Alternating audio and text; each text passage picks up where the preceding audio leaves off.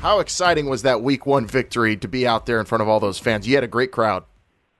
I tell you what, it was awesome. I think the uncertainty or unexpectedness of how many people were going to show up, what it was going to look like, what the environment would be like, it exceeded my expectations, I think, by a long way. So the crowd was phenomenal. We were around 20,000 people, but it was vibrant and electric, and the good Lord blessed us with a great night for weather, and the game went well. So it came off better than expected. And equally electric was your offense. How fun was it calling that game last week, seeing P.J. Walker and all those players, those wide receivers delivering on some really big plays for you?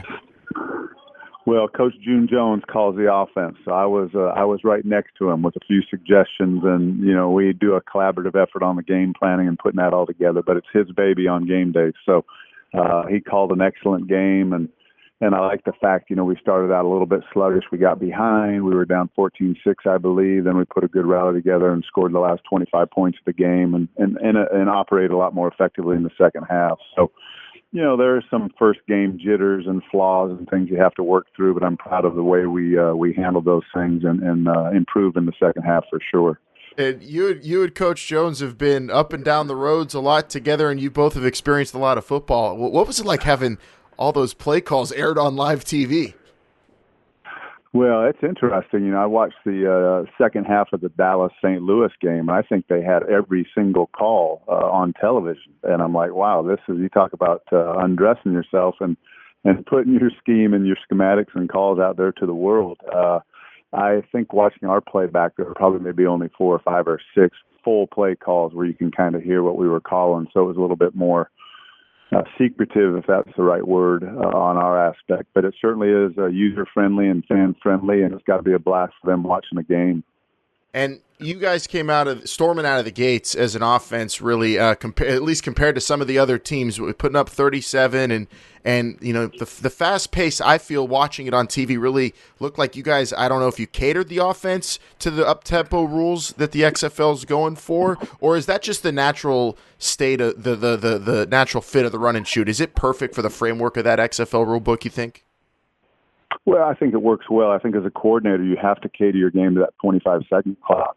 You got 7 seconds where the ball's spotted, then they wind the clock. And so if you're sitting in a huddle calling long verbiage, wordy plays, you're going to get some delays. Your quarterback's going to be panicked at the line of scrimmage trying to evaluate the defense, get the motion set, and do all those things. So, the operation has to be smooth. June Jones was up in Hamilton in Canada the last 2 years under a 20-second play clock. So I think that was conducive for him to operate within those parameters, and it's made a smooth transition for us as an offense to make sure we get up and give PJ time to evaluate the D and read it and then get it snapped. And he was really making some huge plays. I mean, down the field plays that we weren't seeing in the other games. How much of a factor was P.J. Walker's arm and his elusiveness a factor in him winning that starting job the way he did? Because we know it was a good competition between him and Connor Cook. Yeah, that's a great question. I think that's what did win PJ the job. That opportunity for those explosive plays down the field. He's got great arm talent. He can make every throw, and it's dynamic, and it jumps out of his hand, and then you match the athleticism with that. And he probably made 3 or 4 key plays during the game where he got out of the pocket, extended plays. He hit one to Sammy Coates. He hit one to Sam Mobley for a touchdown, made a couple plays with his legs. And those are things that beat a perfectly structured defense that's in the right place doing the right things. But then when you get out and make that secondary play, it's kind of a backbreaker. So that's his special sauce, and that's kind of what we're counting on. And he's got that New Jersey toughness about him and that great leadership quality. So week 1 was a success, and now we got to have the same in week 2 and kind of back it up to prove it, Yeah, and you're playing a pretty darn good defense in the St. Louis BattleHawks, who last week going up against the air raid pretty much shut them down. And a lot of fans, when we talk to them on social media and they call into our show, they kind of confuse the air raid with your guys' offense, the run and shoot. What are the key differences that BattleHawk defense is going to have to adjust to this week to you guys? Because it's a pretty exciting matchup. Yeah, it really is. They're a good defense. They're long. They got some good athletes on their side of the field.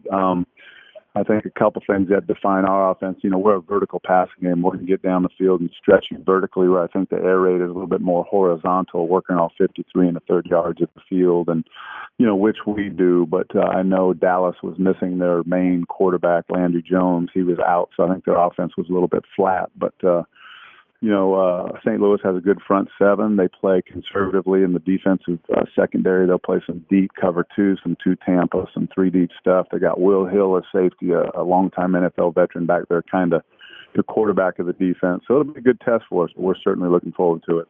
I'm looking forward to watching that matchup, Coach. We really appreciate you joining us, talking the ins and outs of that awesome offense that came out of the gates looking fantastic in week number 1. And have fun out there this weekend in front of the home crowd again in week 2 against the St. Louis BattleHawks. We certainly will. Thanks for having me on, and keep up the good work.